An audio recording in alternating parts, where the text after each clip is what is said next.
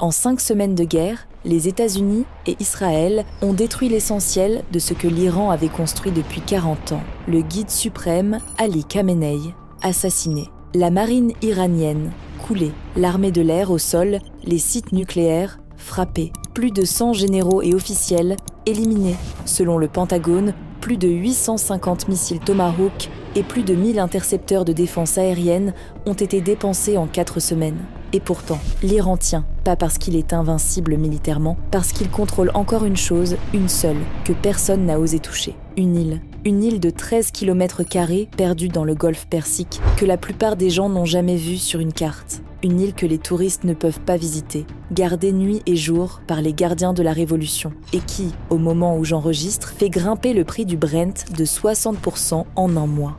La plus forte hausse mensuelle depuis que les marchés pétroliers existent. Cette île s'appelle Karg. Et au moment où j'enregistre cette vidéo, Trump a une deadline qui approche. Une décision à prendre sur cette île, une décision dont la fenêtre se referme. Karg Island se trouve à 25 km au large de la côte iranienne, dans la partie nord du golfe Persique. La géographie n'est pas un détail ici, c'est l'essentiel. La plupart du golfe est trop peu profond pour les supertankers. Ces colosses de 300 mètres de long qui transportent 2 millions de barils d'un coup ne peuvent pas accoster n'importe où. Karg, elle, le peut. Elle dispose d'une capacité de chargement d'environ 7 millions de barils par jour. C'est plus que la consommation combinée de la France, de l'Allemagne et de l'Espagne. En 2026, environ 90% des exportations pétrolières iraniennes passent par là. Et l'essentiel de ce pétrole part vers la Chine. Sans Karg, l'Iran n'a plus d'économie à financer. Sans Karg, le régime ne peut plus payer ses missiles, ses alliances régionales. C'est pour ça que depuis le 28 février, depuis le premier jour de la guerre, tout le monde regarde Karg. Ce qui se passe aujourd'hui ne ressemble pas à autre chose dans l'histoire de la géopolitique, parce qu'on l'a déjà vu. En 1960, l'île était développée conjointement par l'Iran et Amoco, la même compagnie américaine qui est aujourd'hui une division de BP. L'Amérique a construit Karg. Puis, la révolution islamique de 1979 a tout exproprié et l'Iran a pris le contrôle total de son pétrole. 2 ans plus tard, Saddam Hussein envahit l'Iran. Son objectif économique numéro 1, détruire Karg. Pendant 8 ans, les avions irakiens l'ont bombardé. Des missiles Exocet français, des missiles soviétiques, vague après vague. Les réservoirs ont explosé, les terminaux ont brûlé, la fumée noire a flotté au-dessus du Golfe pendant des jours entiers. Et l'Iran a continué d'exporter, parce que les Iraniens ont fait quelque chose d'inattendu. Ils n'ont pas défendu l'île. Ils l'ont contournée. Une navette de 20 pétroliers escortés par des jets de combat transportait le brut depuis Karg jusqu'à l'île de Larak, dans le détroit d'Ormuz, où des supertankers neutres chargeaient loin des bombes irakiennes. Saddam a échoué, et l'Iran n'a pas oublié pourquoi. Après la guerre, les Iraniens ont construit des infrastructures souterraines, des dépôts enterrés, des systèmes redondants. Ils ont transformé Karg en forteresse, couche après couche de défense, préparée précisément pour le jour où quelqu'un recommencerait. Ce jour est arrivé le 13 mars 2026. Le 13 mars 2026, à 4 heures du matin, Trump poste sur Truth Social « Totally obliterated every military target in Iran's crown jewel, Karg Island ». Les frappes ont détruit plus de 90 cibles militaires. Installations de missiles, dépôts de mines navales, défense anti-aérienne, mais ont préservé les infrastructures pétrolières. Et dans ce même message, Trump ajoute quelque chose d'étrange. For reasons of decency, I have chosen not to wipe out the oil infrastructure on the island. Décence. Un président américain bombarde une île à 4 heures du matin et il parle de décence. Ce mot-là mérite une seconde de réflexion, parce qu'il ne s'agit pas de bonté d'âme, il s'agit du levier le plus puissant qu'un État puisse exercer sur un autre. Si les pipelines de Karg sont détruits, le pétrole iranien disparaît pour des années. Et l'Iran n'a plus rien à perdre, il peut frapper partout, sans retenue, sans négociation possible. Mais si les pipelines sont intacts et que les Américains menacent de les détruire à tout moment, alors l'Iran a quelque chose de précieux à défendre. Et quelqu'un qui a quelque chose à défendre peut négocier. Un responsable de la Maison-Blanche a dit à la BBC que les États-Unis pouvaient prendre Karg Island à tout moment, ajoutant que Trump conserve toutes les options en tant que commandante en chef. Trump avait compris ce mécanisme bien avant d'être président. En 1988, dans une interview au Guardian, alors qu'il n'était encore que promoteur immobilier, il disait « One bullet shot at one of our men ships, and I'd do a number on Kharg Island. I'd go in and take it. » Il a attendu 38 ans pour avoir les moyens de tenir cette promesse.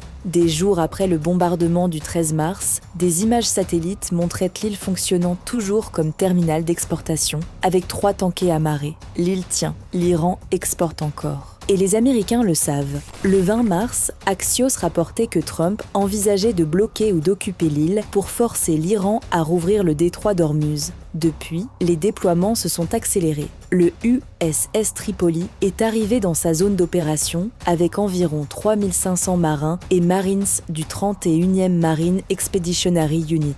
Le USS New Orleans et le USS San Diego l'ont rejoint, complétant le groupe amphibie. Le USS Boxer, transportant plus de 2000 Marines du 11e Marine Expeditionary Unit, a quitté le port et est en route. Au total, il y a maintenant plus de 50 000 soldats américains au Moyen-Orient. Ce n'est pas un exercice. L'idée, si on peut appeler ça ainsi, est de tuer 2 oiseaux d'un coup, supprimer le financement du régime, compromettre sa viabilité et stabiliser les marchés énergétiques mondiaux. Mais voilà le problème que les cartes militaires ne montrent pas. Il y a une logique dans cette impasse que les communiqués officiels n'articulent jamais clairement. Si les États-Unis prennent le contrôle de Kharg, l'Iran perd 90% de ses revenus pétroliers. Mais l'Iran a une réponse préparée. Abbas Araghchi, le ministre iranien des Affaires étrangères, a déclaré que si les infrastructures pétrolières iraniennes étaient ciblées, les forces iraniennes détruiraient les installations des entreprises américaines dans la région. Les installations américaines dans la région, ça signifie Saudi Aramco, l'Abu Dhabi National Oil Company, les terminaux qataris de Qatar Energy, qui a déjà déclaré force majeure sur ses contrats d'exportation depuis la fermeture du détroit. Selon l'Agence internationale de l'énergie, la situation actuelle représente la plus grande perturbation de l'approvisionnement dans l'histoire du marché pétrolier mondial. Les flux à travers Hormuz sont passés de 21 millions de barils par jour à un filet. Fatih Birol, directeur de l'AIE, a mis ce chiffre en perspective. En 1973 et en 1979, les crises pétrolières avaient chacune coûté environ 5 millions de barils par jour et elles avaient mené à des récessions mondiales. Aujourd'hui, le conflit en coûte 12 millions, plus que les 2 crises précédentes réunies. Le Brent a touché $119 le baril. La hausse mensuelle de près de 60% est la plus forte depuis que les données remontent à 1988. Et le directeur de l'AIE a dit une chose que les marchés n'ont pas encore pleinement intégrée. Le prochain mois, avril, sera bien pire que mars. Les stocks de transit constitués avant la guerre sont en train de s'épuiser. Ce qu'on voit maintenant n'est pas encore le vrai choc. Au moment où j'enregistre, Trump a une deadline à tenir. Il a annoncé une suspension des frappes sur les centrales électriques iraniennes pour 10 jours, à la demande du gouvernement iranien, selon ses propres termes. C'est la 3e fois qu'il repousse ce délai. L'Iran, de son côté, a rejeté le plan américain en 15 points et posé ses propres conditions: fin de l'agression, réparation de guerre et reconnaissance de la souveraineté iranienne sur le détroit d'Ormuz. Ce n'est pas une contre-offre, c'est une déclaration de victoire exigée avant la paix. Une source proche de la Maison-Blanche a résumé la logique interne en une phrase. Nous avons besoin d'environ 1 mois pour affaiblir davantage les Iraniens par des frappes, prendre l'île et ensuite les tenir, et utiliser ça comme levier de négociation. Ce mois commence à manquer. 3 scénarios possibles. Le premier, un accord se dessine via le Pakistan, qui joue le rôle d'intermédiaire entre Washington et Téhéran. Le détroit s'ouvre graduellement. Kharg reste dans les mains iraniennes. Les prix baissent progressivement, mais la reconstruction économique prend des années. Le deuxième, Trump frappe les infrastructures énergétiques, centrales, puis de pétrole. Kharg reste intact, mais l'Iran est exsangue. L'escalade s'installe. Le troisième, les Marines débarquent. Et là, la vraie question n'est pas de savoir si on peut prendre l'île. C'est ce qui se passe si on réussit, et que l'Iran ne cède pas pour autant. Kharg Island a été construite par des Américains, bombardée par les Irakiens pendant 8 ans, reconstruite par les Iraniens, rebombardée par les Américains en 2026, et toujours là, à continuer d'exporter. Des gazelles errent encore librement près des raffineries et des dépôts, pendant que des destroyers américains croisent à 100 km. L'économie mondiale ne dépend pas de traités, elle ne dépend pas d'élections. Elle dépend du fait qu'un pétrolier peut ou ne peut pas traverser un détroit de 55 km de large et que 90% du pétrole de ce passage transite par une île que tu ne connaissais probablement pas il y a encore 10 minutes. Ce qui se joue ici n'est pas une question militaire, c'est une question économique dont tout le reste découle. Et dans les prochains jours, la réponse, quelle qu'elle soit, changera la trajectoire de ce conflit pour des mois. Abonne-toi.